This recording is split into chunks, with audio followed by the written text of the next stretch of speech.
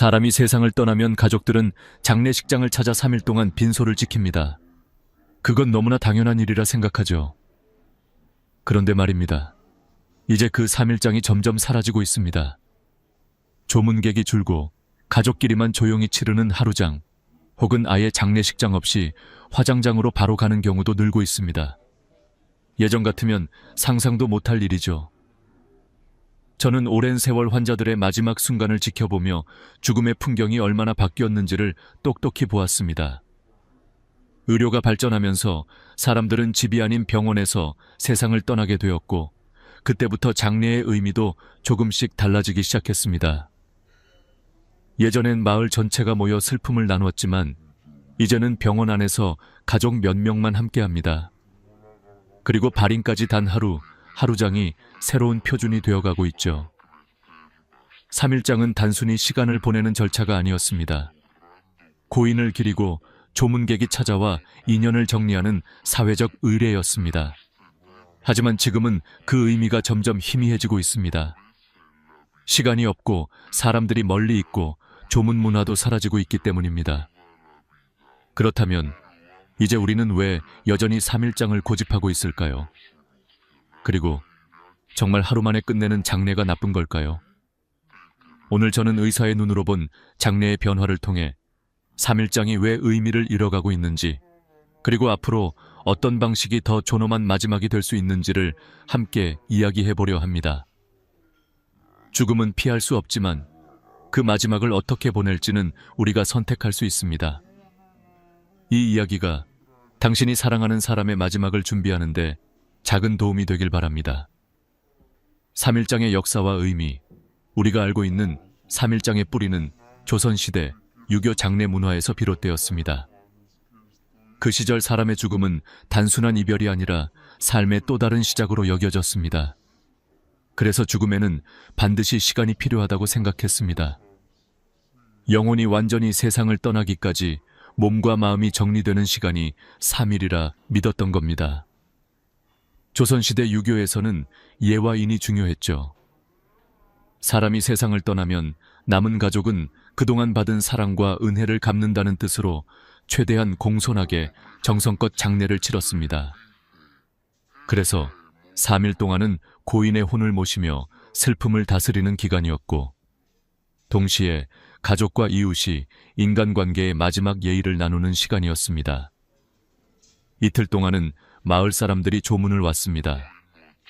황주를 하고 이웃은 음식을 나누며 함께 고인의 삶을 이야기했죠. 이런 공동체적 장례 문화는 사람을 떠나보내며 함께 슬퍼하는 것이 그 자체로 치유라고 믿었기 때문입니다. 첫째 날, 초빈, 고인 운구, 염습, 빈소 마련. 둘째 날, 조문, 지인 방문, 제례, 마지막 작별 인사. 셋째 날, 발인, 상여 행렬, 화장 또는 매장, 제사. 이 세 날은 각각의 역할이 분명했습니다. 첫날은 몸과의 이별, 둘째 날은 사람들과의 이별, 셋째 날은 세상과의 이별이었죠. 하지만 이런 전통은 산업화와 함께 서서히 변했습니다. 1960년대까지만 해도 대부분의 장례가 집에서 이루어졌습니다. 그러다 병원 사망률이 급격히 높아지면서 집 대신 장례식장이 생겼죠.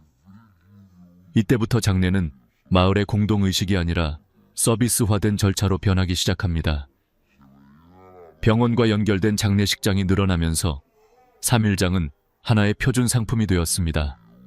식장 임대료, 안치료, 재단 비용, 음식, 조문객 응대까지 모두 3일 패키지로 정형화된 겁니다. 코로나 이후엔 절반 가까운 장례가 이틀 혹은 하루로 진행되고 있습니다. 제가 장례식장 관계자에게 들은 이야기입니다. 요즘은 첫날 저녁에 모여 다음날 아침 발인하는 게 일반적입니다. 조문객이 거의 없으니까요. 그만큼 3일장은 형식만 남은 절차가 되어가고 있습니다. 하지만 우리가 기억해야 할 건 3일장의 본래 의미는 시간이 아니라 마음이었다는 겁니다. 3일장은 형식이 아니라 사람을 떠나보내는 시간이었다. 그러나 현실은 변했습니다. 조문 문화가 사라지고 가족의 형태가 달라지면서 이제 그 3일이 더 이상 예전 같은 의미를 갖지 못합니다. 그렇다면 지금 3일장이 왜 점점 사라지고 있는 걸까요? 단순히 시간이 부족해서일까요? 아니면 우리가 죽음을 대하는 태도 자체가 변했기 때문일까요? 이제 다음 장에서는 3일장이 의미를 잃어가는 진짜 이유를 의학적, 사회적 관점에서 함께 살펴보겠습니다. 예전엔 장례식장 복도가 사람들로 붐볐습니다. 이웃, 직장 동료, 친척, 친구들까지 하루 종일 조문객이 이어졌죠. 상주는 손이 닳도록 인사를 하고 부의금 봉투가 쌓여갔습니다. 고인의 삶을 기억하는 사람들의 발걸음이 그렇게 3일 동안 이어졌습니다. 하지만 지금은 다릅니다. 빈소는 조용합니다. 조문객 대신 휴대전화 메시지가 오갑니다. 삼가 고인의 명복을 빕니다. 짧은 한 줄이 마음을 대신합니다. 3일장을 지켜야 할 이유가 하나씩 사라지고 있는 겁니다. 가장 큰 이유는 조문 문화의 변화입니다. 스마트폰 하나로 문상을 대신하는 시대. 예전에는 직접 찾아가는 것이 예의였지만 이제는 문자 한 통이면 충분하다고 생각합니다. 사회적 관계가 좁아지고 가족 중심의 인간관계가 늘어나면서 조문객을 기다릴 필요가 점점 사라지고 있습니다. 예전엔 한 사람의 죽음이 마을 전체의 슬픔이었지만 지금은 가족의 일로만 남습니다. 슬픔이 공동체에서 개인으로 옮겨간 것이죠. 두 번째 이유는 의료 환경의 변화입니다. 대부분의 사람들이 병원에서 세상을 떠납니다. 집에서 임종하는 경우는 10명 중 1명도 되지 않습니다. 죽음이 집에서 멀어지면서 장례도 함께 변했습니다. 병원 안에서 생명이 멈추고 바로 장례식장으로 연결됩니다. 의료 절차가 곧 장례 절차가 된 셈이죠. 시간은 짧고 이별은 급합니다. 의학이 발전할수록 죽음은 의식이 아니라 행정 절차로 바뀌어가고 있습니다. 세 번째 이유는 경제적인 부담입니다. 장례식장 하루 사용료가 평균 100만 원, 식대, 재단비, 차량비, 화장 비용까지 합치면 3일장 기준 1200에서 1500만 원이 듭니다. 조문객이 많을 땐 부의금으로 충당됐지만 요즘은 오히려 적자입니다. 조문객은 줄었고 비용은 그대로입니다.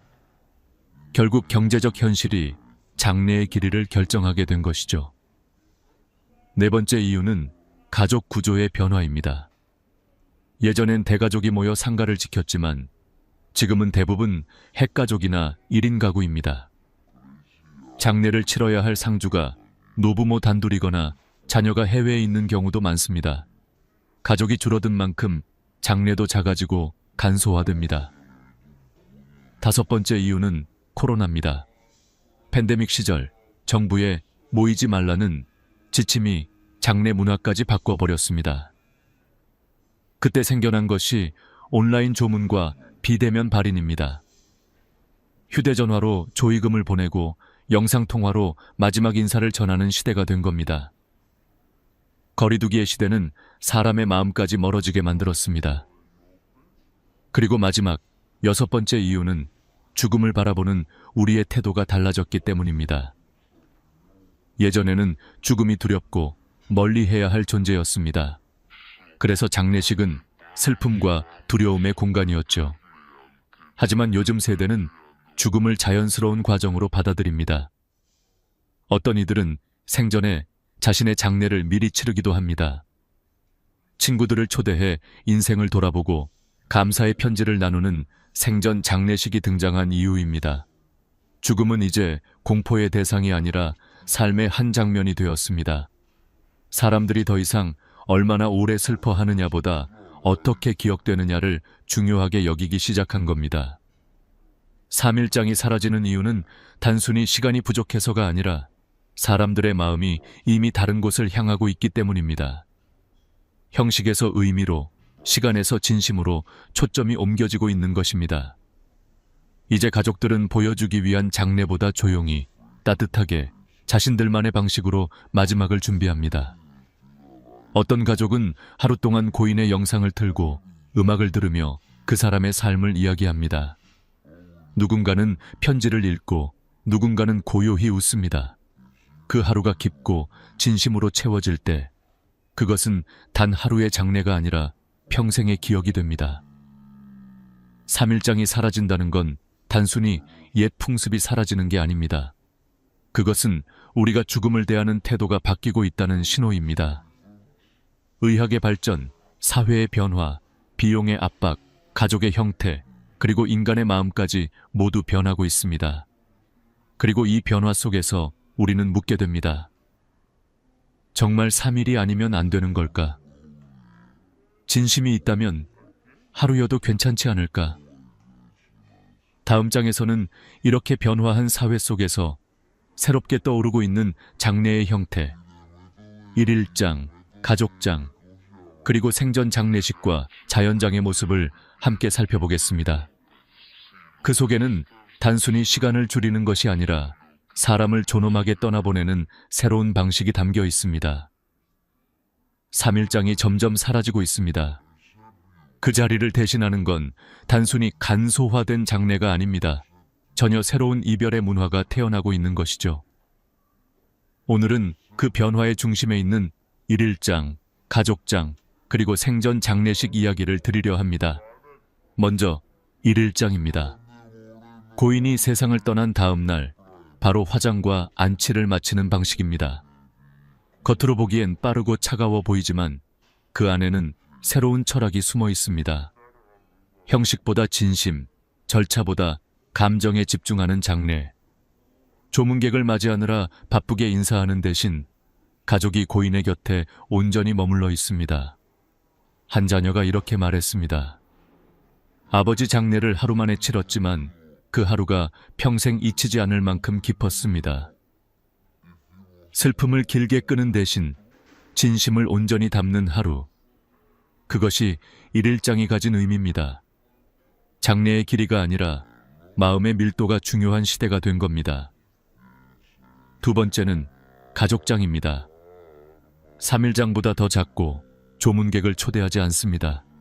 가족끼리만 조용히 고인을 보내드리죠. 장례식장 대신 집이나 요양병원, 납골당에서 음악을 틀고 고인의 사진을 함께 보며 이야기를 나눕니다. 마치 생일 파티처럼 웃으며 추억을 나누기도 합니다. 장례식장의 번잡함을 피하고 고인을 편안하게 보내드리고 싶은 마음. 그것이 가족장이 주는 평온입니다. 특히 코로나 이후 가족만의 공간에서 보내드리겠다는 선택이 새로운 표준으로 자리 잡고 있습니다. 세 번째는 생전 장례식입니다. 말 그대로 살아있을 때 자신의 장례를 미리 치르는 의식이죠. 고인이 아니라 본인이 주인공입니다. 친구들을 초대해 감사의 편지를 전하고 인생을 돌아봅니다. 어떤 노인은 자신이 좋아하던 음악을 틀고 평생 고마웠던 사람들에게 손편지를 나눴습니다. 오늘 이 순간이 내 인생에서 가장 행복합니다. 그는 그렇게 웃으며 인생의 마지막을 준비했습니다. 이건 단순한 이벤트가 아닙니다. 죽음을 미리 직면함으로써 삶의 마지막을 스스로 설계하는 존엄의 선언입니다. 의학적으로도 Living Farewell, Living Farewell은 정신적 안정에 큰 도움이 된다고 합니다. 죽음을 받아들이는 사람일수록 우울과 불안이 줄고 오히려 삶의 만족도는 높아집니다. 죽음을 준비하는 건 삶을 포기하는 게 아니라 삶을 더 깊이 사랑하는 방법인 것이죠. 그리고 또 하나의 변화가 있습니다. 바로 자연장입니다. 돌아가신 분의 유골을 흙에 묻거나 나무 아래에 뿌리는 방식입니다. 국토부 통계에 따르면 수목장이나 자연장을 선택하는 비율은 10년 새 5배 증가했습니다. 도시에서 묘지를 관리하기 어려운 현실, 그리고 환경을 생각하는 세대의 변화가 자연장을 새로운 흐름으로 만들고 있습니다. 단순한 절차가 아니라 자연으로 돌아간다는 철학적 선택이기도 합니다. 이제 기술이 장례의 일부가 되었습니다. 디지털 추모관, 온라인 메모리얼이라는 개념이 등장했죠. 고인의 음성이나 영상, 기록을 온라인 공간에 영구 저장해 언제든 다시 볼 수 있는 서비스입니다. AI 기술로 목소리를 복원하거나 고인이 남긴 메시지를 가족들이 다시 들을 수도 있습니다. 죽음이 끝이 아니라 기억의 형태로 이어지는 시대가 된 것입니다. 결국 장례의 본질은 며칠 동안 하느냐가 아닙니다. 그 시간 동안 우리가 얼마나 진심으로 보내드렸는가, 그게 더 중요하죠. 하루라도 고인의 손을 잡고 그의 인생을 이야기하며 사랑과 감사의 말을 전했다면 그것이야말로 가장 완전한 장례입니다. 이제 장례는 더 이상 형식의 문제가 아닙니다. 어떻게 기억될 것인가, 어떻게 사랑을 남길 것인가의 문제로 바뀌고 있습니다. 3.1장은 시대의 상징이었습니다. 하지만 앞으로의 시대는 존엄한 죽음이 중심이 될 겁니다. 죽음을 두려워하지 않고 마지막 순간까지 스스로 선택하며 감사와 사랑으로 삶을 마무리하는 것. 그것이 현대 장례 문화가 나아가야 할 방향입니다. 그리고 저는 오랜 세월 의사로서 수많은 환자들의 마지막을 지켜보며 느꼈습니다. 가장 평화롭게 떠나는 사람들은 늘 마음의 준비가 되어 있던 분들이었습니다. 죽음을 미리 생각하고 남은 이들을 위한 마지막 인사를 남긴 분들, 그들의 얼굴에는 두려움 대신 고요함이 있었습니다. 이 변화의 중심에는 공통된 마음이 있었습니다. 죽음이 끝이 아니라 또 다른 사랑의 시작이다. 다음 장에서는 그렇게 바뀐 시대 속에서 좋은 죽음과 존엄한 이별을 위해 우리가 지금부터 준비해야 할 것들, 그 구체적인 방법에 대해 이야기해 보겠습니다. 좋은 죽음, 존엄한 이별. 우리는 그 단어들을 자주 듣지만 정작 그 의미를 깊이 생각해 본 적은 많지 않습니다. 그러나 의사로서 수많은 마지막을 지켜보며 깨달았습니다. 좋은 죽음은 결코 우연히 오지 않는다는 걸요. 그것은 준비된 삶의 결과였습니다. 의학은 생명을 연장시킬 수 있습니다. 하지만 그 연장이 반드시 행복을 의미하지는 않습니다. 어떤 이는 인공호흡기에 의지한 채 눈을 감지도 뜨지도 못한 채로 며칠을 버팁니다. 가족들은 그 곁에서 울고 서로의 얼굴을 바라보며 묻습니다. 이게 정말 그분이 원하던 마지막일까? 죽음은 피할 수 없지만 그 마지막을 어떻게 맞이하느냐는 분명 우리의 선택이어야 합니다. 그래서 우리는 사전연명의료 이향세 5라는 제도를 가지고 있습니다. 미리 자신의 치료 의사를 밝혀두는 제도죠. 2024년 기준으로 한국에서 250만 명이 이미 이 서류를 작성했습니다. 이는 죽음을 피하려는 게 아니라 내 삶의 마지막을 스스로 설계하겠다는 성숙한 선택입니다. 나는 내 마지막을 내 손으로 정하겠다. 그 의지는 존엄의 시작이었습니다. 죽음에 대한 가장 큰 오해는 말하면 불길하다는 것입니다. 그러나 오히려 말하지 않는 것이 더 큰 불행을 부릅니다. 임종 직전 가족들이 가장 많이 하는 말, 그것은 이런 줄 몰랐다입니다. 고인의 뜻을 몰라서 남은 이들이 서로 다른 결정을 내리며 갈등을 겪습니다. 그렇기에 우리는 죽음에 대해 반드시 이야기해야 합니다. 내가 원하는 마지막, 남기고 싶은 말, 그리고 떠난 뒤의 부탁들까지. 그 대화는 상처가 아니라 사랑의 유언이 됩니다. 죽음을 준비한다는 건 삶을 포기하는 게 아닙니다. 오히려 남은 시간을 더 선명하게 살겠다는 선언입니다. 웰다잉에서는 가장 먼저 정리하기와 비우기를 가르칩니다. 버리고 정리하는 일은 단순한 정돈이 아니라 마음의 공간을 만드는 일입니다. 오래된 물건을 정리하듯 미움과 후회를 내려놓는 것, 그 작은 행동이 죽음을 두려움이 아닌 마무리의 평화로 바꿔줍니다. 그리고 존엄한 죽음을 위해서는 완화의료가 필요합니다. 치료를 포기하는 게 아니라 고통과 불안을 줄여 남은 시간을 평화롭게 보내기 위한 적극적인 치료입니다. 완화의료를 받은 환자일수록 마지막 순간까지 미소를 지을 확률이 높다는 연구 결과가 있습니다. 의사가 하는 일은 생명을 늘리는 것만이 아닙니다. 그 생의 끝을 존중하는 일, 그것 또한 의학의 본질입니다. 죽음을 두려워할수록 삶은 불안해집니다. 그러나 죽음을 인정하면 삶은 단단해집니다. 삶의 유한함을 알게 되면 오늘의 인연을 더 소중히 여기게 됩니다. 이건 철학이 아니라 의학적으로도 증명된 사실입니다. 죽음을 직면한 사람의 뇌파는 불안보다 안정 반응을 보입니다. 수용이 곧 평화로 이어지는 것입니다. 종교를 떠나서 사람은 누구나 마음에 집을 지어야 합니다. 마지막 순간 그 집이 평화로워야 합니다. 임종을 앞둔 사람들은 종종 이런 말을 합니다. 내가 사랑했던 사람들의 얼굴이 떠올라요. 그것은 종교적 환상이 아니라 인간의 마음이 삶을 정리하는 자연스러운 과정입니다. 그래서 존엄한 죽음의 마지막 준비는 미움보다 사랑, 원망보다 감사로 마음을 채우는 일입니다. 죽음은 끝이지만 사랑은 남습니다. 요즘은 영상으로 마지막 인사를 남기는 분들이 많습니다. 자녀에게, 배우자에게 세상에 남기는 짧은 편지 한 장이 남은 이들의 마음을 지탱해 줍니다. 어떤 이는 자신의 마지막 인사를 녹음해 가족에게 남겼습니다. 너희가 울 때 나는 미소 짓고 있을 거야.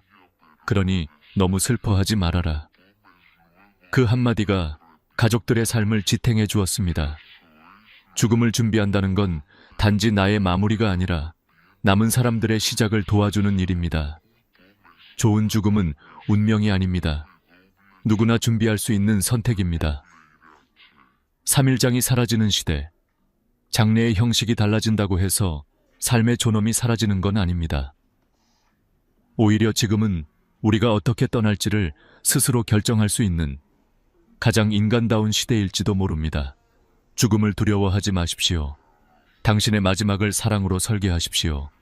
그것이 바로 웰다잉이며 그리고 제가 의사로서 인간으로서 전하고 싶은 마지막 의학의 지혜입니다.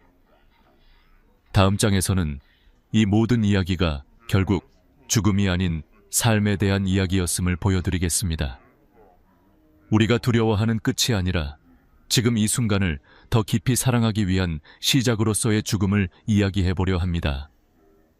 우리는 흔히 죽음을 인생의 마지막이라 말합니다. 그러나 수많은 마지막을 지켜본 제 눈에는 그것이 오히려 또 하나의 시작처럼 보였습니다. 누군가는 사랑을 남기고, 누군가는 미움을 남기고, 누군가는 아무 말도 남기지 못한 채 떠납니다. 그리고 남은 사람들은 그 빈자리를 보며 비로소 삶을 배웁니다.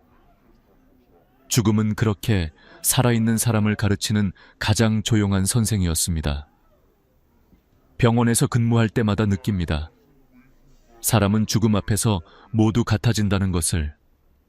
직함도 재산도 명예도 그 순간엔 아무 의미가 없습니다. 남는 건 단 하나, 그 사람이 어떤 마음으로 살았는가입니다. 3일장이 사라진 시대, 우리는 장례의 형식보다 마음의 내용이 더 중요한 시대로 들어섰습니다. 슬픔을 길게 이어가는 것보다 진심으로 보내드리는 것이 더 가치 있는 일이라는 것을 이제야 조금씩 깨닫고 있습니다. 어느 날 한 노부부가 병실로 찾아왔습니다. 남편은 말기암, 아내는 여전히 남편의 손을 꼭 쥐고 있었습니다. 남편은 제게 이렇게 말했습니다. 선생님, 아내에게 편지를 남기고 싶습니다. 그런데 손이 떨려서 글씨가 잘 안 써져요. 나는 종이와 펜을 대신 들어 그가 하는 말을 그대로 적었습니다. 여보, 당신이 내 곁에 있어서 나는 참 행복했습니다. 다음 생이 있다면 또 당신과 함께 밥 먹고 같이 웃고 싶습니다. 그는 그렇게 미소 지으며 눈을 감았습니다. 그리고 나는 그날 밤 다시 한번 깨달았습니다. 좋은 죽음이란 단순히 고통이 없는 죽음이 아니라 사랑이 완성되는 순간이라는 것을. 이제 사람들은 그 완성을 위해 자신의 마지막을 직접 준비합니다. 유언장을 쓰고 가족에게 하고 싶은 말을 영상으로 남기고 장례를 간소화하며 남은 사람들에게 부담을 주지 않으려 합니다. 하지만 그 속에는 또 다른 마음이 숨어 있습니다. 내가 떠난 뒤에도 당신들이 평화롭길 바란다. 그것이 진짜 웰다잉의 본질이죠. 죽음을 준비한다는 건 나를 위한 일이 아니라 사랑하는 사람을 위한 일입니다. 나는 종종 환자들에게 묻습니다. 당신은 어떤 죽음을 원하시나요? 대부분의 대답은 놀랍도록 단순합니다. 조용하게, 가족 손을 잡고, 평화롭게. 그리고 그 바람은 생각보다 쉽게 이루어질 수 있습니다. 필요한 건 거창한 의식이 아니라 진심 한 조각뿐이니까요. 요즘은 병원에서도 환자와 가족이 함께 마지막의 시간을 보내는 방이 있습니다. 인공호흡기를 떼고 조용한 음악을 틀고 서로의 손을 잡고 마음속 말을 전합니다. 사랑해요. 그동안 고마웠어요. 이제 편히 쉬세요. 그 몇 마디가 세상 모든 장례보다 깊은 의미를 가집니다. 어떤 장례식에도 없는 단 하나의 진심이 그 공간을 가득 채웁니다. 죽음은 피할 수 없지만 후회는 피할 수 있습니다. 오늘 내가 미안한 사람에게 용서를 구하고 고마운 사람에게 마음을 전하는 것, 그것이 바로 웰다잉의 시작입니다. 삶을 정리할수록 죽음은 두려움이 아니라 감사로 바뀝니다. 사람은 누구나 마지막 순간에 비슷한 말을 남깁니다.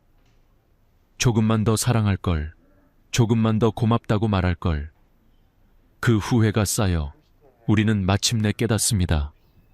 죽음을 준비한다는 것은 결국 후회 없는 삶을 준비하는 일이라는 것을. 3일장이 사라지는 시대, 장례의 형식은 변하고 있지만 그 안에 사랑은 여전히 남아 있습니다. 오히려 지금은 더 인간다운 마지막을 선택할 수 있는 시대가 되었습니다. 죽음을 두려워하지 않고 그 안에서 삶의 의미를 되찾는 시대. 그것이 우리가 도착한 새로운 전환점입니다. 의사로서 그리고 한 사람으로서 저는 그 변화가 나쁘다고 생각하지 않습니다. 다만 바라는 것이 있다면 그 빠른 이별 속에서도 단 한순간만큼은 진심이 머물기를 바랍니다. 하루의 장례라도 좋습니다. 그 하루가 사랑과 감사로 채워진다면 그것은 3일장보다 깊은 의미를 가질 것입니다. 죽음은 끝이 아닙니다. 그것은 사랑의 결론이며 또 다른 시작입니다. 그 사실을 이해할 때 우리는 더 이상 이별을 두려워하지 않게 됩니다. 3일장의 길이는 줄었지만 마음의 깊이는 여전히 우리 손에 달려 있습니다. 이제 다음 장에서는 이 모든 이야기를 마무리하며 우리가 지금부터 어떻게 존엄한 죽음을 준비할 수 있는지를 구체적으로 이야기해 보겠습니다. 죽음을 말하는 것이 아니라 살아있는 지금을 더 뜨겁게 사랑하기 위한 지혜를 나누려 합니다. 죽음에 대해 말하는 건 여전히 쉽지 않습니다. 많은 이들이 고개를 저으며 말하죠. 그런 이야기는 불길하잖아요. 그러나 저는 수천 명의 마지막을 지켜보며 오히려 확신하게 되었습니다. 죽음을 이야기하지 않는 것이야말로 진짜 불행의 시작이라는 걸요. 마지막을 준비하지 못한 사람일수록 더 큰 두려움 속에서 삶을 마감했습니다. 반대로 죽음을 미리 받아들인 사람들은 끝까지 평화로웠습니다. 어느 90세 노인 환자가 있었습니다. 그는 임종을 앞두고 제게 이렇게 말했습니다. 선생님, 나는 이제 준비가 다 됐습니다. 내 몸이 멈추면 가족에게 인공호흡기를 달지 말아주세요. 내 인생은 이미 충분히 좋았으니까요. 그 말은 담담했지만 그 속에는 놀라운 평안이 담겨 있었습니다. 그는 마지막까지 자녀의 손을 잡고 조용히 미소 지었습니다. 슬픔보다 감사가 먼저였죠. 그 순간 저는 깨달았습니다. 죽음을 준비한다는 건 삶을 완성하는 일이라는 것을. 의학적으로 보면 인간의 몸은 죽음을 앞두고 서서히 내려놓기 시작합니다. 맥박이 느려지고 천이 떨어지고 감각이 희미해집니다. 그러나 마음은 끝까지 사랑을 기억합니다. 그 증거는 수많은 임종의 순간에서 확인됩니다. 마지막 숨을 내쉬기 직전 사람들은 가장 사랑했던 얼굴을 떠올립니다. 그것은 단순한 환상이 아니라 인간의 뇌가 마지막으로 선택하는 기억의 집입니다. 결국 죽음의 순간 우리가 붙드는 것은 재산도 지식도 명예도 아닌 사랑입니다. 3일장이 사라진 시대, 우리는 외형의 장례를 줄였지만 그 안에 사랑까지 줄일 필요는 없습니다. 오히려 그 진심은 더 깊어져야 합니다. 하루의 장례라도 좋습니다. 그 하루 안에 감사와 이해, 화해와 사랑이 있다면 그것은 완전한 장래입니다. 장래의 길이는 줄었지만 그 마음의 깊이는 무한합니다. 죽음을 두려워하지 말고 그 안에서 삶을 더 단단히 바라보세요. 웰다잉의 본질은 어떻게 죽을 것인가가 아니라 어떻게 살고 싶은가에 있습니다. 매일의 선택, 매일의 관계, 매일의 감정이 결국 당신의 마지막을 만들어갑니다. 그러니 오늘이 바로 웰다잉의 시작입니다. 미안하다고, 고맙다고, 사랑한다고 말하는 그 한마디가 당신의 마지막을 바꿉니다. 저는 가끔 생각합니다. 우리가 죽음을 말하지 않으려는 이유는 사실 이별이 두려워서가 아닐지도 모릅니다. 어쩌면 진짜 두려운 건 아직 충분히 사랑하지 못했다는 사실일지도요. 그래서 웰다잉은 곧 잘 사랑하기입니다. 살아있는 동안 미움보다 이해를 택하고 원망보다 용서를 택하는 것, 그 마음이 마지막을 아름답게 만듭니다. 최근 한 장례식에서 만난 딸이 있었습니다. 그녀는 아버지를 하루장으로 모셨습니다. 단 하루의 장례였지만 그 하루는 참 깊고 따뜻했습니다. 발인 전 가족들은 함께 아버지가 좋아하던 노래를 틀었습니다. 바람이 분다. 노래가 끝나자 딸은 조용히 말했습니다. 아버지는 바람처럼 가셨지만 그 바람 안엔 아직도 우리 가족의 온기가 있어요. 그 말을 듣는 순간 저는 알았습니다. 형식은 사라져도 진심은 남는다는 것을. 죽음을 통해 삶을 배운다는 말은 결코 비유가 아닙니다. 마지막을 준비하는 사람일수록 하루를 더 충실히 살아갑니다. 내일이 없다는 걸 아는 사람만이 오늘을 진짜로 사랑할 수 있으니까요. 웰다잉은 결국 웰리빙의 또 다른 이름입니다. 이제 저는 당신에게 한 가지를 부탁드리고 싶습니다. 지금 마음속에 떠오르는 사람에게 단 한마디라도 전하세요. 고마워요. 사랑해. 괜찮아. 그 짧은 말이 누군가의 내일을 바꿉니다. 그리고 그 순간 당신의 오늘도 함께 바뀔 겁니다. 죽음을 준비한다는 건 결국 더 잘 살아가기 위한 연습입니다. 이제 마지막 장에서 우리는 이 모든 이야기를 하나로 묶을 것입니다. 3일장이 사라진 시대, 그러나 인간의 진심은 여전히 남아있는 시대. 그 속에서 우리가 어떻게 서로의 마지막을 존중하고 스스로의 삶을 사랑으로 마무리할 수 있을지 이야기하며 이 긴 여정을 마치려 합니다. 3일장이 사라지는 시대, 죽음의 형식은 달라졌습니다.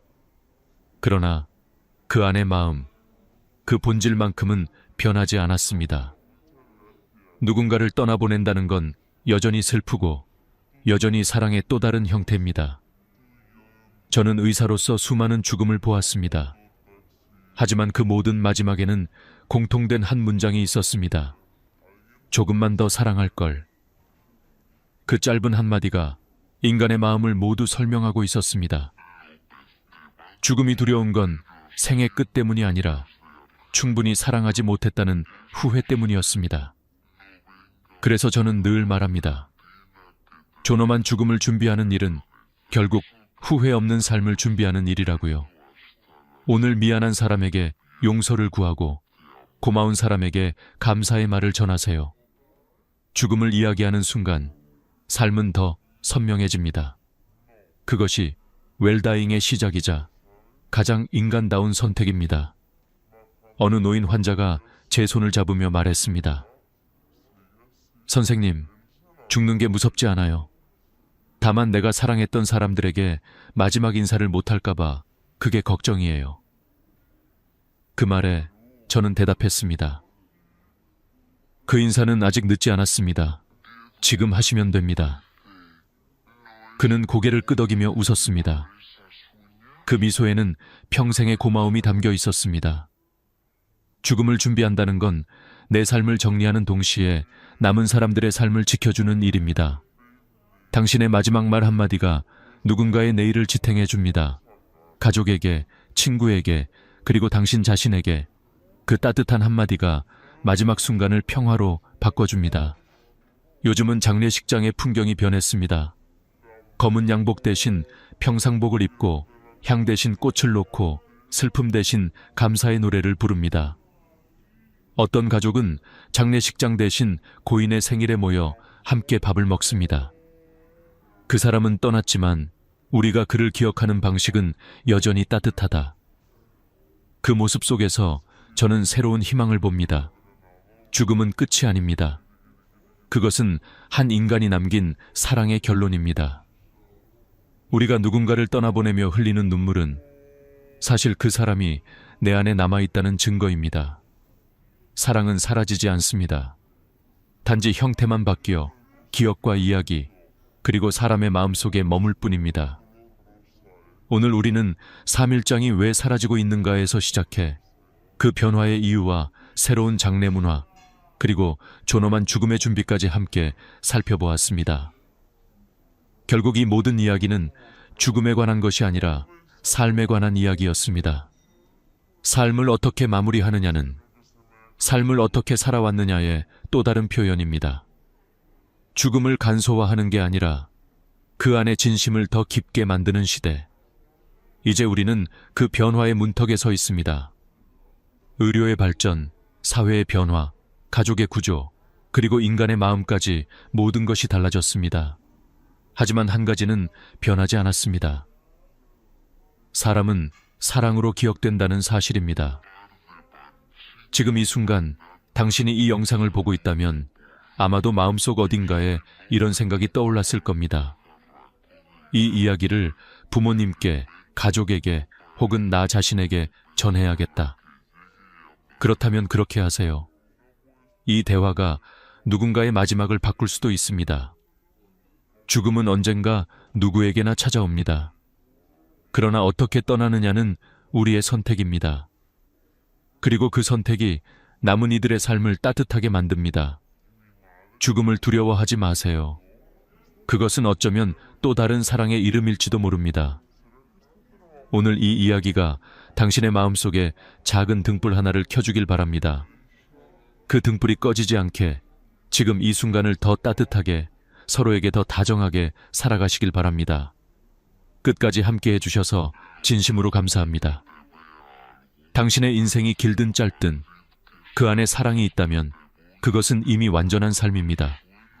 그리고 그 사랑이 누군가의 기억 속에 남는 한 우리는 결코 완전히 사라지지 않습니다. 오늘의 이야기가 마음에 닿았다면 좋아요와 구독으로 이 채널을 함께 지켜주세요. 다음 이야기에서도 당신의 마음을 밝혀줄 또 하나의 빛을 전하겠습니다. 감사합니다. 이른 아침 문고리를 잡는 순간이었습니다. 차가운 금속의 감촉이 손끝을 타고 전해지는데 그 익숙한 문 하나가 오늘따라 낯설게 느껴졌습니다. 손끝이 미묘하게 떨렸고 두 다리는 마치 모래주머니를 단 듯 무겁게 느껴졌습니다. 불과 몇 년 전만 해도 아침 공기를 마시며 동네 공원을 한 바퀴 도는 일이 내 하루의 시작이었는데 이제는 현관을 나서는 것조차 작지 않은 결심이 필요했습니다. 문 밖에 나서자 차가운 공기가 볼을 스쳤습니다. 오늘은 괜찮겠지. 속으로 그렇게 되뇌었지만 몇 걸음만 내딛자 숨이 턱 끝까지 차올랐습니다. 심장이 빠르게 두근거리고 허벅지는 금세 타들어가는 듯했죠. 그때 문득 깨달았습니다. 아, 내 몸이 예전과는 다르구나. 이건 단순히 피곤해서가 아니라 뭔가 본질적인 변화가 시작된 거구나. 사람들은 흔히 말합니다. 나이 들면 당연히 힘이 빠지는 거지.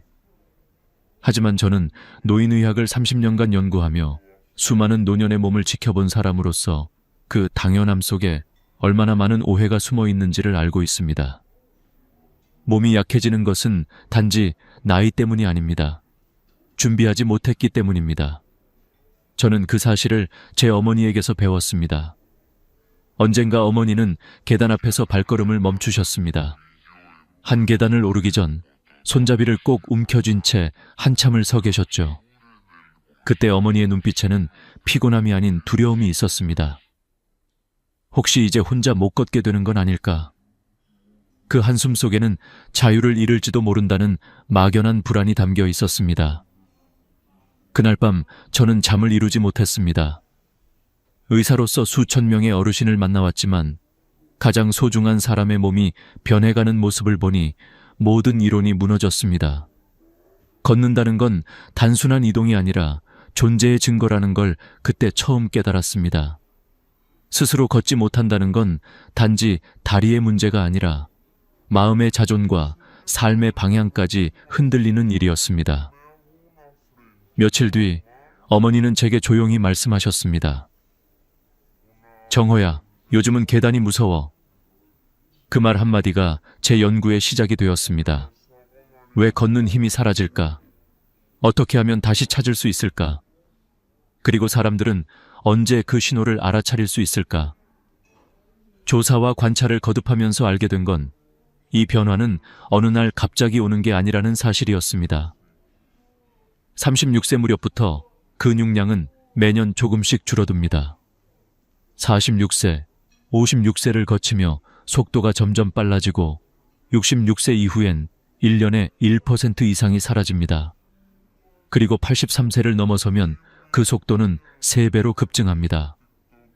하지만 문제는 대부분의 사람들이 그 사실을 모른다는 겁니다.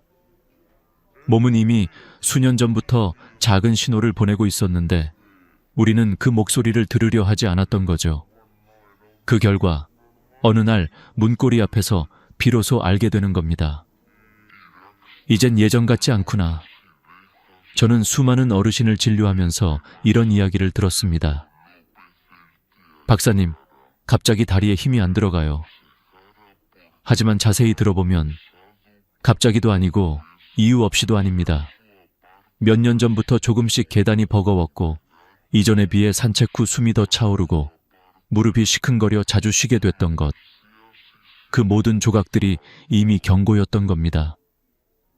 제가 기억하는 2분의 환자가 있습니다.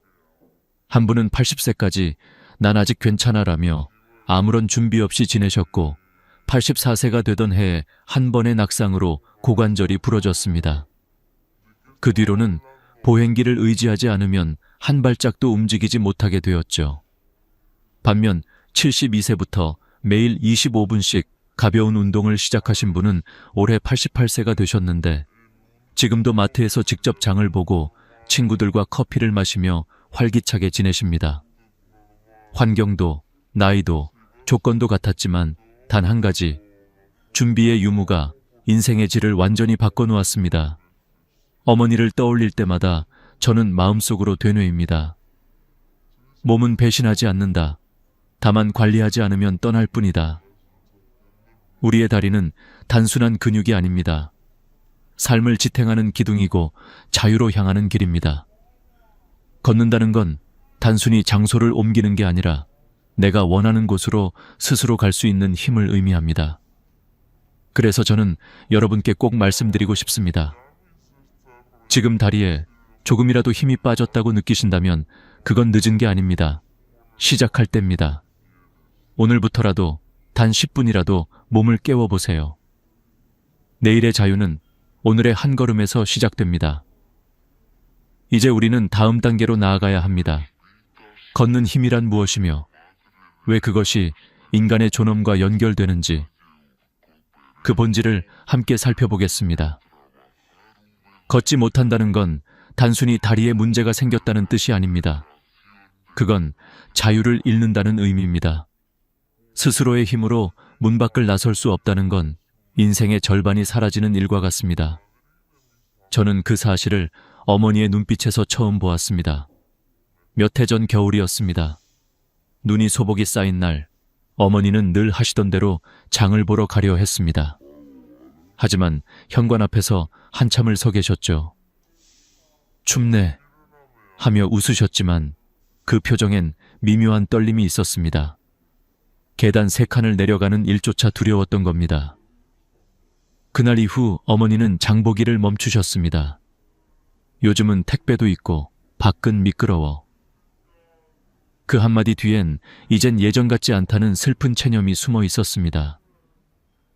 며칠 뒤 거실에 앉아 계신 어머니의 모습을 보았습니다. 예전엔 늘 동네 친구들과 웃으며 이야기하시던 분이 창문 밖만 바라보고 있었습니다. 그 순간 저는 깨달았습니다. 걷는 힘이 사라지면 마음도 갇히는구나. 몸이 불편하면 세상이 좁아지고 세상이 좁아지면 마음까지 작아집니다.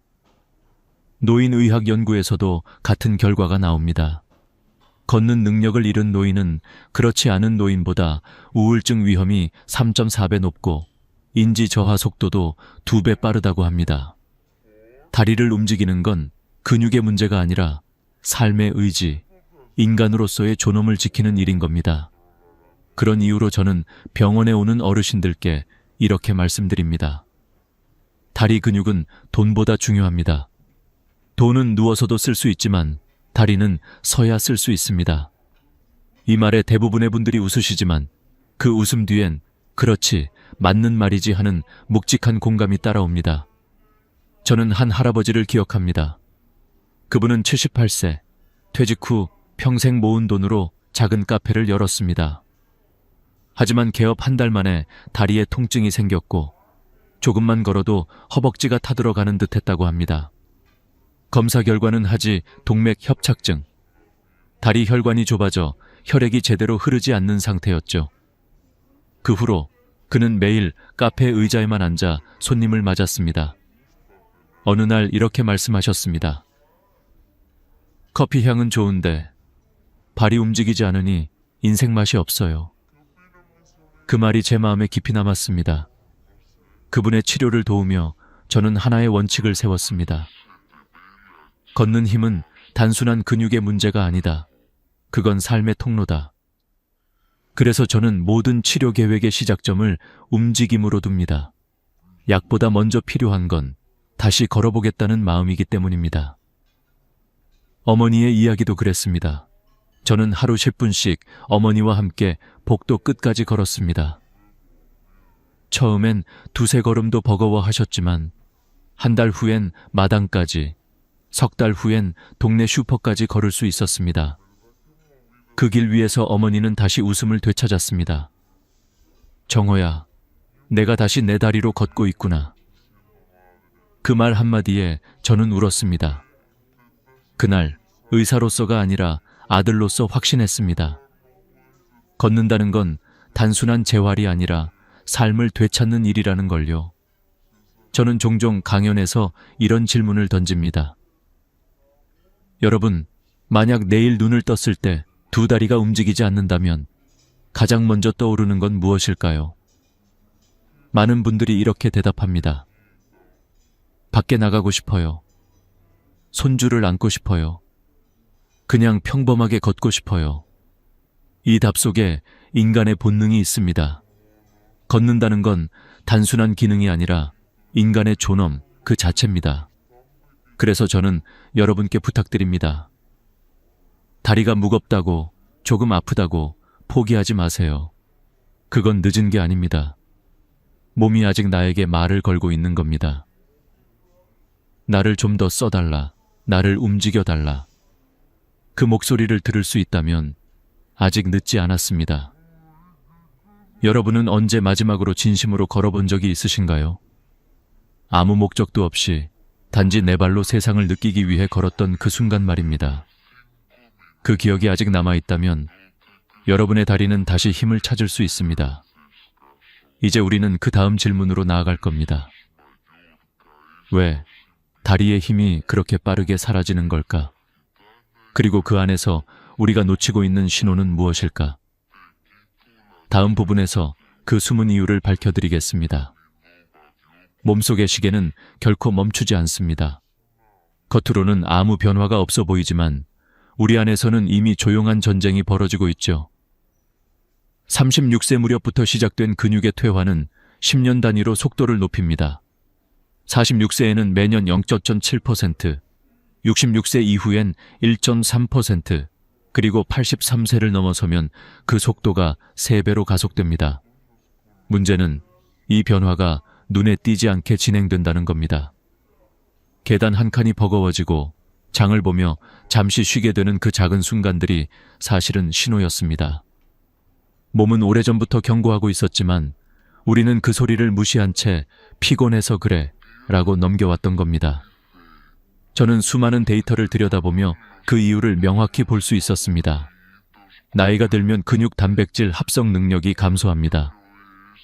예전에는 한 끼 식사로도 충분히 근육이 유지되었지만 70세를 넘기면 똑같은 식사를 해도 단백질의 60%밖에 흡수하지 못합니다. 그 결과 근육은 매일 조금씩 줄고, 근육이 줄면 혈액순환이 나빠지고, 혈류가 나빠지면 다시 근육에 영향이 가지 않는 악순환이 반복됩니다. 저는 그 현장을 직접 봤습니다. 작년 봄 병원 재활실에서 만난 이경숙 72세 어르신. 그분은 어느 날 아침 침대에서 일어나려다 다리에 힘이 들어가지 않아 깜짝 놀라셨다고 했습니다. 어제까지만 해도 괜찮았는데 오늘은 이상하게 다리가 말을 안 들어요. 하지만 이야기를 자세히 들어보면 이미 몇 년 전부터 신호는 있었습니다. 계단을 오를 때 숨이 차오르고 평소보다 걸음이 짧아졌고 하루에 앉아있는 시간이 점점 늘어났다는 사실. 그 모든 게 근육이 천천히 사라지고 있다는 증거였습니다. 저는 이경숙 어르신께 간단한 의자 운동과 단백질 섭취 계획을 드렸습니다. 하루 10분, 딱 그것만 하세요. 처음엔 힘들어 하시던 분이 3달 후엔 다른 사람처럼 달라졌습니다.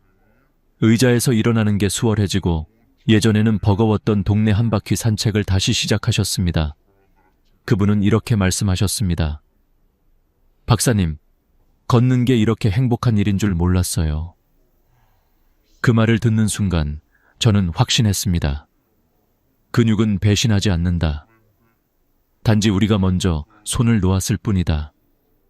몸은 여전히 회복할 수 있는 힘을 가지고 있고 그 기회를 잡는 사람만이 노년에도 당당히 걸을 수 있습니다.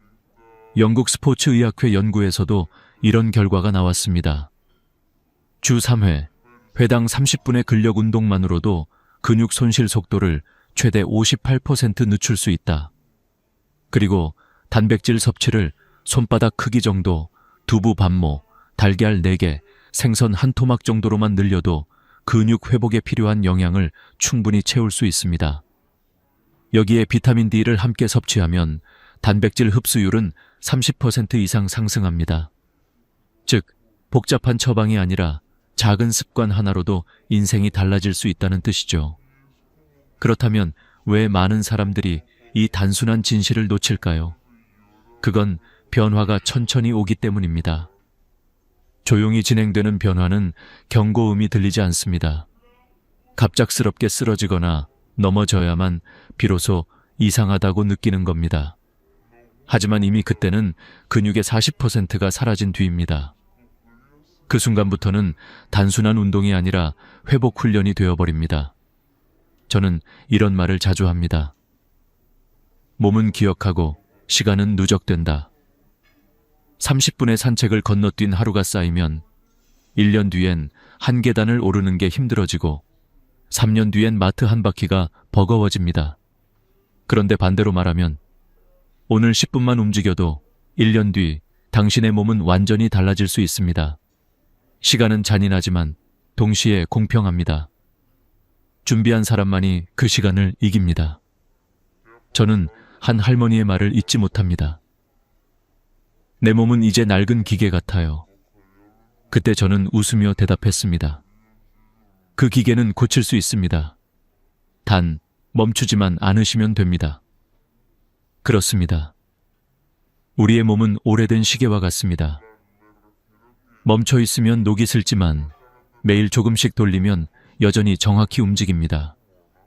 지금 이 순간에도 당신의 다리는 여전히 반응할 준비가 되어 있습니다. 그저 기다리고 있을 뿐입니다. 움직이겠다는 결심, 단 그 한 걸음만 내딛는다면 말이죠. 이제 다음 단계로 가보겠습니다. 왜 어떤 사람은 근육이 빠르게 줄어들고 또 어떤 사람은 90세가 넘어도 여전히 곧은 걸음을 유지할 수 있을까요? 그 차이를 만드는 것은 단 하나, 몸속에서 보내는 경고를 얼마나 일찍 알아차리느냐입니다. 다음 이야기에서는 근육 혈관 관절이 보내는 그 신호를 하나씩 해석해 드리겠습니다. 나이가 들면 피곤한 게 당연하다고들 말합니다. 하지만 제가 만난 수많은 어르신들의 몸은 그 당연함 속에 무언의 경고를 품고 있었습니다. 그건 단순한 피로가 아니라 몸이 보내는 구조 신호였습니다. 그 신호를 듣지 못하면 어느 날 갑자기 다리가 말을 듣지 않게 되고 혼자 일어나는 것조차 어려워집니다. 첫 번째 신호는 근육의 침묵입니다. 허벅지 앞쪽과 엉덩이 근육은 우리 몸의 기둥입니다. 하지만 이 근육이 조금만 약해져도 의자에서 일어날 때 으악 하는 신음이 새어 나오죠. 그건 단순한 불편함이 아닙니다. 이미 몸속에서는 근육 섬유가 줄어들고 남은 근육은 지방으로 대체되고 있는 상태입니다. 즉, 다리의 탄력이 사라지고 있는 겁니다. 프랑스 파리의 한 요양병원에서는 평균 93세 노인을 대상으로 9개월간 근력 훈련을 진행했습니다. 결과는 놀라웠습니다. 단순히 의자에서 앉았다 일어나는 훈련만으로도 보행 속도가 71% 개선, 균형 감각은 38% 향상되었습니다. 이건 단지 운동이 좋다는 말이 아닙니다. 근육은 나이를 탓하지 않는다는 사실을 보여주는 증거였습니다. 둘째 신호는 혈액의 정체입니다. 심장은 여전히 힘차게 뛰지만 다리로 가는 혈류는 점점 느려집니다. 혈관의 탄성이 떨어지고 혈류가 원활하지 않으면 산소와 영양이 근육으로 전달되지 못해 다리는 점점 무거워집니다. 서울대병원 노인내과 연구에서는 83세 이상 노인의 26%가 하지동맥 협착증을 앓고 있다는 결과가 나왔습니다. 이 질환은 걷다 보면 종아리가 타는 듯 아프다가 잠시 쉬면 통증이 사라지는 특징이 있습니다. 많은 어르신들이 내 다리가 쇠부티 같다고 표현하는 이유가 바로 여기에 있습니다. 저는 한 할아버지를 기억합니다. 그분은 약국까지 걸어가는데 15분이 걸렸지만 5번은 멈춰서야 했습니다. 종아리가 불에 댄 듯이 아파서였죠. 하지만 의자에 앉아 3분만 쉬면 통증이 사라졌습니다. 이상하죠? 검사해보니 하지동맥이 좁아져 혈액이 통과하지 못하고 있었던 겁니다. 약물 치료와 가벼운 걷기, 조격, 쯔유유를 병행한 결과 3개월 뒤 그분은 약국까지 한 번도 멈추지 않고 걸을 수 있었습니다. 그는 웃으며 이렇게 말했습니다. 이젠 다리가 아니라 날개가 생긴 것 같아요. 셋째 신호는 관절의 균열입니다. 무릎이 뚝뚝 소리를 내며 굳어가기 시작하는 건 관절의 마모가 시작되었다는 뜻입니다. 국립보건연구원에 따르면 68세 이상 노인의 46%가 무릎 관절염을 겪고 있습니다. 특히 여성은 남성보다 2배 더 많죠. 무릎이 붓거나 열이 나는 건 연골이 닳아 뼈가 직접 맞닿고 있다는 신호입니다. 한번 손상된 연골은 재생이 어렵지만 무릎 주변 근육을 강화하면 통증은 줄고 기능은 회복됩니다. 이때 중요한 건 무조건 쉬는 게 아니라 움직이는 휴식입니다. 예를 들어 의자에 앉아 다리를 쭉 펴기 운동 혹은 벽을 짚고 한 발로 서기 같은 간단한 동작도 큰 도움이 됩니다. 일본 도쿄대학의 연구에 따르면 88세 이상 노인들이 15주간 균형 훈련을 했을 때 보행 속도는 23% 향상, 넘어짐 위험은 38% 감소했습니다. 무릎을 보호하는 힘은 결국 근육의 방패에서 나오는 겁니다. 넷째 신호는 신경의 둔화입니다. 예전에는 자연스럽게 발을 들던 순간, 이제는 문턱에 걸려 넘어지는 자신을 발견하게 됩니다. 그건 단순한 실수가 아니라 뇌에서 다리로 전달되는 신호가 느려졌다는 뜻입니다. 신경세포는 나이가 들수록 전도 속도가 느려지고 균형을 잡는 반사신경도 둔해집니다. 결국 작은 요철에도 중심을 잃고 넘어짐, 공포, 활동 감소, 근육 약화, 다시 넘어짐, 이 악순환이 반복됩니다. 저는 이 순환을 끊기 위해 한 어르신과 3초 균형 훈련을 시작했습니다. 벽을 짚고 한 발로 3초 서는 연습이었죠. 처음엔 단 2초도 버티지 못했지만 한 달 뒤엔 15초, 석 달 뒤엔 30초를 넘겼습니다. 그분은 말씀하셨습니다. 내 몸이 다시 나를 믿기 시작했어요. 그 한마디가 제게 평생의 교훈이 되었습니다. 결국 다리의 힘을 잃는 건 노화가 아니라 방치의 결과입니다. 몸은 포기하지 않습니다. 우리가 먼저 포기할 뿐이죠. 자, 이제 질문을 드리겠습니다. 여러분의 몸은 지금 어떤 신호를 보내고 있나요? 계단을 오를 때 혹은 일어설 때 느껴지는 그 미묘한 무게감이 사실은 몸이 건네는 경고일 수도 있습니다.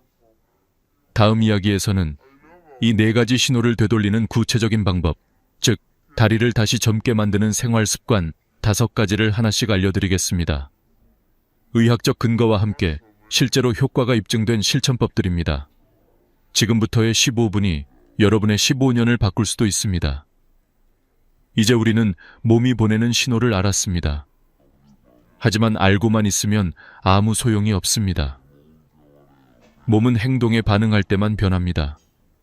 그래서 지금부터는 실제 삶 속에서 다리를 다시 젊게 만드는 5가지 실천법을 하나씩 구체적으로 알려드리겠습니다.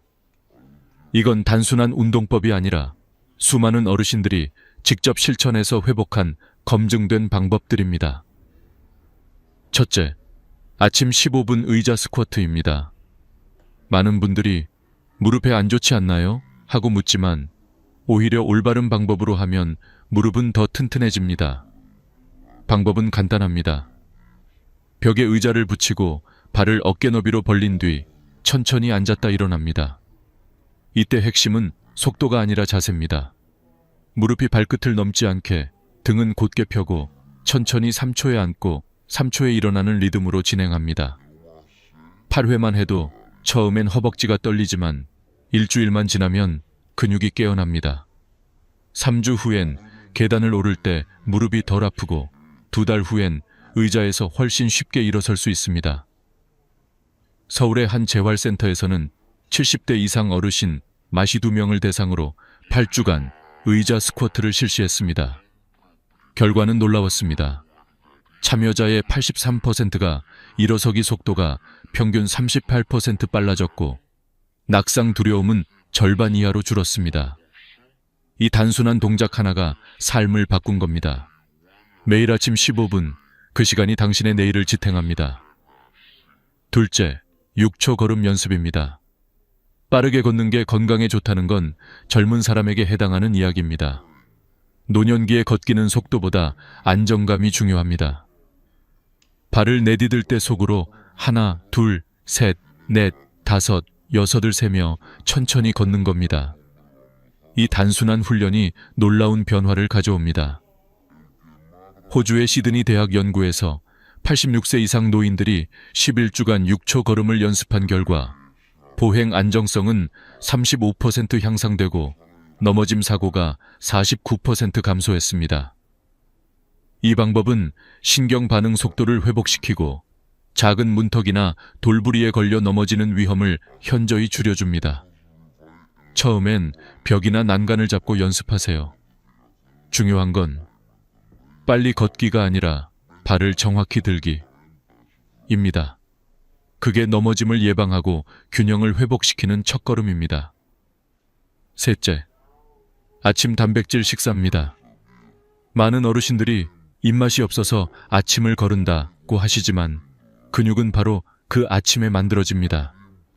밤새 단백질이 소모된 뒤 회복이 필요한 시간이 바로 아침이기 때문입니다. 그래서 아침에 단백질을 충분히 섭취하는 것이 중요합니다. 삶은 계란 4개, 두부 반모 혹은 참치 1캔 정도면 충분합니다. 그리고 우유나 요거트로 비타민 D를 함께 보충하면 단백질 흡수율이 30% 이상 높아집니다.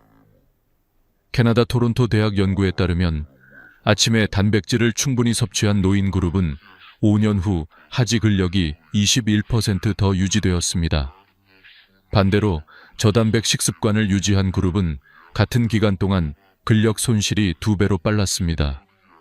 특히 65세 이상에서는 체중 1kg당 1.2개 단백질이 필요합니다. 즉 60kg 어르신이라면 하루 약 72g 정도. 이 중 30%는 반드시 아침에 섭취해야 합니다. 근육은 아침의 식사로 하루를 버팁니다. 넷째, 저녁 조격 습관입니다. 하루 종일 다리는 중력의 영향을 받아 혈액이 아래로 몰립니다. 이때 40도의 따뜻한 물에 25분간 발을 담그는 조격은 혈관을 확장시켜 혈류를 원활하게 합니다. 여기에 굵은 소금 한 숟가락을 넣으면 염분의 삼투작용으로 부종이 완화되고 다리의 피로가 훨씬 줄어듭니다. 단, 당뇨가 있는 분들은 반드시 가족과 함께 조심히 진행해야 합니다. 감각이 둔해져 화상을 입을 수 있기 때문이죠. 저는 어머니와 함께 매일 밤 조격을 했습니다. 처음엔 단순히 피로를 푸는 시간이라 생각했지만 한 달 뒤 어머니는 이렇게 말씀하셨습니다. 다리가 따뜻해지니까 마음도 따뜻해진다. 그 말이 너무 인상 깊었습니다. 몸의 온기가 마음의 온기를 되찾게 하는 순간이었죠. 다섯째, 수분 섭취 습관입니다. 화장실 가기 귀찮아서 물을 적게 마신다는 어르신들이 정말 많습니다. 하지만 수분이 부족하면 혈액이 끈적해지고 그 결과 혈액순환이 나빠지며 다리가 쉽게 붓습니다. 하루 최소 1.5리터의 수분이 필요합니다. 한 번에 많이 마시기보다 1시간마다 3, 4모금씩 자주 마시는 것이 좋습니다. 아침에 일어나자마자 미지근한 물 한 컵을 마시면 밤새 정체된 혈액이 다시 순환을 시작합니다. 중요한 점은 커피나 녹차 같은 카페인 음료는 수분으로 계산되지 않는다는 것입니다. 그건 오히려 탈수를 유발하죠.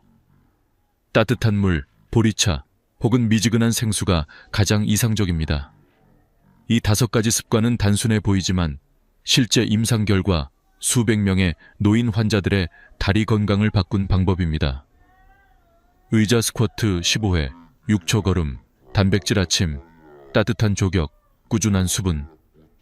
이 5가지만 지켜도 83세 이후 낙상 위험은 62% 감소, 근력 저하는 40% 늦춰진다는 통계가 있습니다. 여러분은 오늘 이 5가지 중 몇 가지를 실천하고 계신가요? 만약 단 한 가지라도 실천하고 있다면 당신은 이미 젊은 다리로 가는 길 위에 서 있습니다. 이제 마지막 이야기에서는 이 습관들이 실제로 인생을 어떻게 바꾸는지를 보여드리겠습니다. 그리고 우리가 잊고 있던 걷는 힘의 의미, 그 철학적이면서도 인간적인 진실에 대해 함께 생각해 보겠습니다. 이제 우리는 알고 있습니다. 다리를 지키는 일은 단순히 몸을 관리하는 것이 아니라 삶의 자유와 존엄을 지키는 일이라는 것을요. 하지만 아직 끝나지 않았습니다. 지금부터 이야기할 내용은 단순한 건강법이 아니라 그동안 수천 명의 어르신들이 직접 증명한 걸을 수 있다는 것의 기적에 관한 이야기입니다. 스웨덴의 한 장수 연구가 있습니다. 83세 이상 노인을 10년간 추적 조사한 결과 보행 능력을 유지한 노인은 그렇지 못한 노인보다 평균 9년을 더 살았다고 합니다. 놀랍죠? 걷는 힘 하나가 수명을 9년 늘렸다는 겁니다. 하지만 그보다 더 중요한 건 삶의 질이었습니다. 스스로 마트를 가고 버스를 타고 친구를 만나러 나갈 수 있는 사람들은 그렇지 않은 사람들보다 우울증 위험이 70% 낮고 기억력 유지율이 2배 높았다는 결과가 나왔습니다. 걷는 힘은 단순한 생존의 문제가 아닙니다. 그건 살아가는 방식 그 자체입니다. 네 발로 시장을 걸어가고 손주의 손을 잡고 공원을 거니는 일. 그 평범한 장면들이야말로 인간다운 삶의 상징입니다. 저는 어머니를 통해 이 사실을 절실히 깨달았습니다. 86세가 되던 해 어머니는 계단을 오르기 두려워하셨습니다. 무릎이 자꾸 덜덜 떨려서 혹시 또 넘어질까봐. 그날 저는 어머니의 손을 잡고 조용히 말했습니다. 엄마, 우리 천천히라도 다시 시작해요. 그날 이후 매일 아침 의자 스쿼트 10회, 6초 걸음 5분, 그리고 저녁엔 따뜻한 조격을 함께 했습니다. 처음엔 힘들어 하시던 어머니가 3달이 지나자 다시 혼자 시장을 다녀오셨습니다. 그날의 미소, 저는 아직도 잊지 못합니다. 그건 단순히 걷는 모습이 아니라 자신을 되찾은 얼굴이었습니다. 나이는 숫자일 뿐입니다. 몸은 우리가 어떻게 관리하느냐에 따라 다시 살아납니다. 잘못된 상식은 말합니다. 나이 들면 다리가 약해지는 건 어쩔 수 없다. 하지만 진실은 다릅니다. 관리하면 늦출 수 있고 실천하면 회복할 수 있습니다. 근육은 다시 길러지고 혈액은 다시 흐르며 관절은 다시 반응합니다. 83세 이후에도 관리하지 않으면 보행장애는 급격히 늘어나고 낙상 위험은 3배로 증가하며 자립성은 눈에 띄게 떨어집니다. 하지만 반대로 꾸준히 관리한 분들은 92세가 넘어도 스스로 일어나고 걷는 힘을 유지합니다. 차이는 단 하나. 오늘 시작했느냐, 미뤘느냐. 여러분, 걷는다는 건 단순한 이동이 아닙니다. 그건 인간의 존엄입니다. 내가 원하는 곳을 내 발로 향할 수 있다는 것. 그건 곧 내가 내 인생을 주도하고 있다는 증거입니다. 그래서 지금 이 영상을 보시는 여러분께 꼭 말씀드리고 싶습니다. 오늘 당장 단 한 가지라도 시작하십시오. 의자 스쿼트 15회, 6초 걸음 연습, 아침 단백질 식사, 저녁 조격, 충분한 수분 섭취. 이 5가지 중 단 하나만이라도 좋습니다. 그 작은 행동이 내일의 자유를 만듭니다. 그리고 잊지 마세요. 몸은 결코 당신을 배신하지 않습니다. 다만 당신이 너무 오래 기다리게 했을 뿐입니다. 오늘 그 기다림을 끝내세요. 당신의 다리는 여전히 살아있고 당신의 삶은 여전히 가능성으로 가득 차 있습니다. 이제 저는 이렇게 묻고 싶습니다. 여러분은 오늘 하루 몇 걸음을 걸으셨나요? 혹시 예전보다 걷기가 힘들어졌다면 그건 끝이 아니라 시작의 신호입니다. 오늘 이 이야기를 계기로 당신의 다리가 그리고 당신의 인생이 다시 움직이길 바랍니다. 다음 영상에서는 무릎 관절을 지키는 구체적인 운동법과 통증 완화 방법을 자세히 알려드리겠습니다. 특히 계단 오르내리기가 힘든 분들을 위한 실제 따라하기 쉬운 근육 회복 루틴을 준비했습니다. 오늘 끝까지 시청해주신 여러분께 진심으로 감사드립니다. 이 영상이 여러분의 삶에 작은 힘이 되었다면 주변의 소중한 분들께 공유해주세요. 그리고 구독과 좋아요로 함께 해주시면 앞으로도 건강과 희망을 나누는 이야기로 보답드리겠습니다. 오늘도 여러분의 다리가 가볍고 마음이 따뜻하길 바랍니다. 저는 언제나 여러분 편에서 함께하겠습니다. 건강한 하루 보내세요. 감사합니다.